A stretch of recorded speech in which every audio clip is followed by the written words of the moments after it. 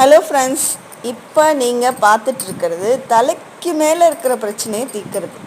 அதாவது தலையில் இருக்க எல்லா பிரச்சனையும் தீர்க்கிறது அப்படின்னு சொல்லலாம். என்ன அப்படின்னா, தலையில் வரக்கூடிய பெயின், பொடுகு, பூச்சிவெட்டு அந்த மாதிரி இருக்கக்கூடிய பிரச்சனையை கண்டிப்பாக இது தீர்க்கும். இதை எப்படி யூஸ் பண்ணலாம் அப்படின்னா, உள்ளுக்குள்ளே இருக்கிற கட் பண்ணிவிட்டு உள்ளுக்குள்ளே இருக்க பல்ப்பை எடுத்து நல்லா அரைச்சிடுங்க. அரைச்சிட்டு கரெக்டாக 10லேருந்து 20 நிமிஷத்துக்குள்ளார தான், ரொம்ப நேரம்லாம் வச்சுக்கக்கூடாது.